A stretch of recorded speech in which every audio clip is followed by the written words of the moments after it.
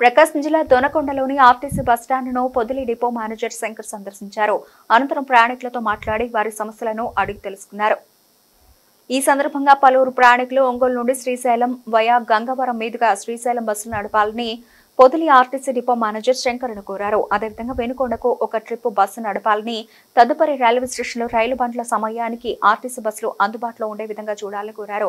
ప్రతి సమస్యను క్షుణ్ణంగా రాసుకుని అధికారుల దృష్టికి తీసుకెళ్తామని, వెంటనే అక్కడున్న రైల్వే సెంటర్ నందు బస్ స్టాప్ సిబ్బందిని పిలిపించి బస్ ట్రైన్ ఇన్ టైంలో రావాలంటూ ఆదేశించడమైంది.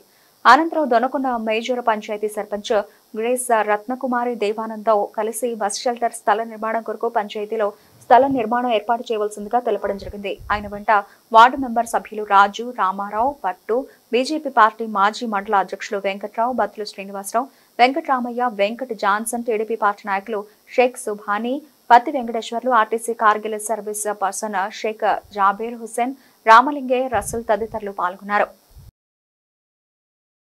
ఇవాళ దొనకొండ రావడం జరిగింది. దొనకొండ వచ్చిన తర్వాత మన సర్పంచ్ గారిని కలవటం జరిగింది. సర్పంచ్ గారు ఇక్కడ ఊళ్ళో ఉన్నటువంటి వాళ్ళ నాయకుల్ని, ప్రయాణికులతో చిన్న సమావేశం ఏర్పాటు చేశారు. వాళ్ళు ఏం చెప్తున్నారంటే, దొనకొండ రైల్వే స్టేషన్ నుంచి వచ్చే ప్రయాణికుల కోసం ఒక 5 నిమిషాలు ఆ ట్రైన్ టైమింగ్ చూసుకొని బస్సులు తీయాలని చెప్పిన వారు కోరటం జరిగింది.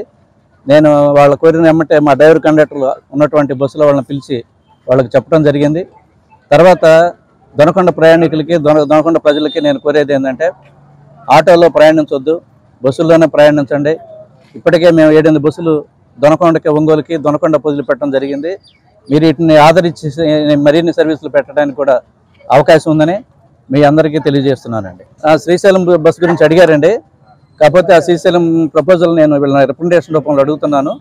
వాళ్ళ రిప్రజెంటేషన్ ఇచ్చిన తర్వాత ఒకసారి రూట్ సర్వే చేసుకొని అది ఫీజిబిలిటీ ఎంతవరకు మాకు వాళ్ళకి ప్రయాణికులకి లాభదాయకం ఉంటుందో మేము రూట్ సర్వే చేసిన తర్వాత ఆ నివేదికని మా పై అధికారులకు పంపించి వాళ్ళ అనుమతితో ఏం చేయాలనేది తర్వాత తెలియజేస్తామండి.